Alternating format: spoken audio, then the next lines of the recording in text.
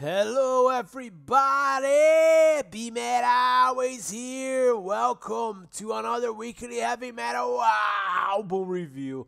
This week I'm reviewing FLOTSAM and JETSAM, Blood in the Water, released by AFM Records on June 4th, 2021.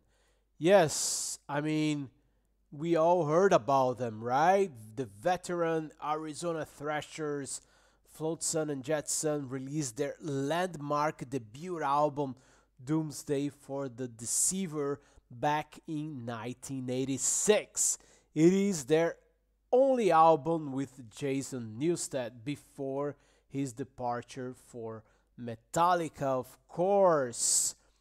Now, the band went through several lineup changes over the years, leaving vocalist Eric A.K. Knudson as the only constant member. Their current lineup also includes guitarists Michael Gilbert and Steve Conley, bassist Bill Molley, and drummer Ken Mary. Now let's talk about Blood in the Water. This is their 14th studio album and the follow-up of 2019's The End of Chaos, which, by the way, was a good album. Well, still it is, because you can still listen to it. Anyways, this new effort is a relatively long disc because it runs for 53 minutes and contains 12 songs. All but one song, Undone, which is 3.5 minutes. All the other one are between 4 and 5 minutes. There are no intros, no short instrumentals or anything like that. Just pure thrash metal from start to finish, and that's pretty much the same way that the previous album was conceptualized and built.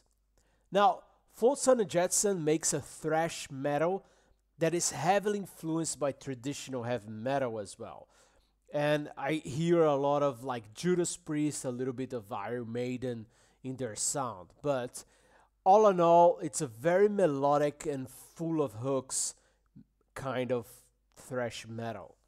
The vocals, while featuring some drive, and they are more on the clean and yet powerful side of singing. So it's not as much as like Anthrax with Joey, but it's also definitely not the harsh vocals of anything like Slayer or even Metallica for that matter. Now, with that said, this album seems to show the band dialing up their aggression and sounding heavier than ever before. That can be heard with the opening title track already. While being one of the heaviest songs of the album, track 1 also features some catchy melodies and a big chorus. It was a good choice as a title track, as it summarized at least the next 5 songs on the album as well.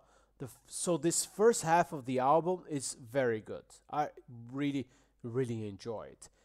I was hooked after a couple of spins already.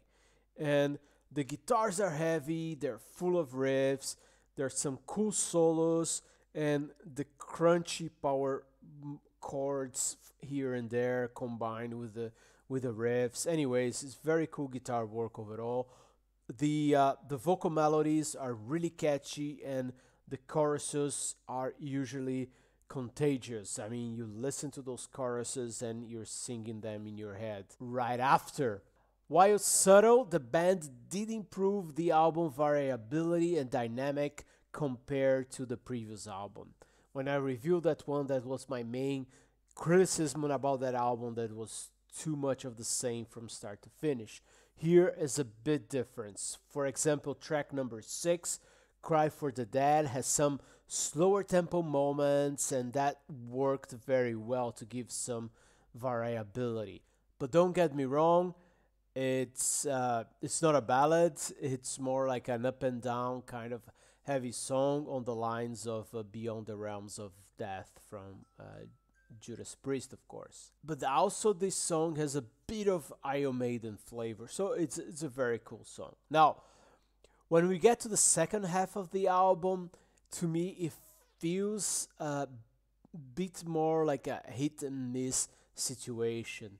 The highlights for me on the second half are Too Many Lives and the short but sweet new wave of British heavy metal inspired Undone.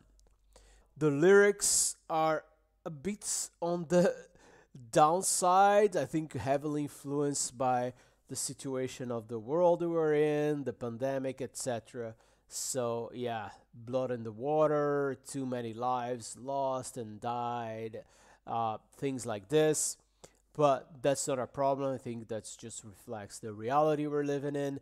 And the album cover is also pretty cool. I love dragons. That looks to me like a dragon, even though blood in the water. When I start listening to the lyrics, I thought it was about sharks. But anyways, pretty cool cover art there.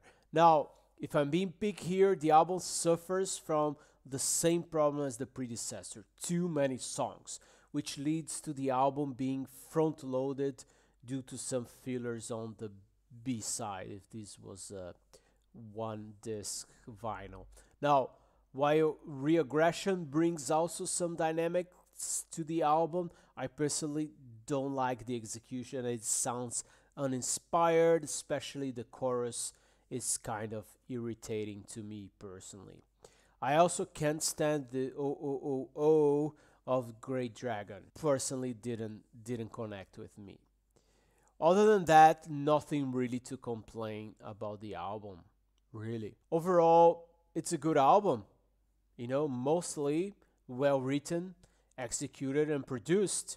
It ticks like a clock and never loses the energy. Despite extending its welcome, it's a good addition to their catalog and a notch better than the previous record. So I am giving it 81 out of 100. Good album, so check it out. Thanks for being here. You're not many, but I appreciate the very few that are sticking around and listening to me. So thanks a lot and BeMetalways!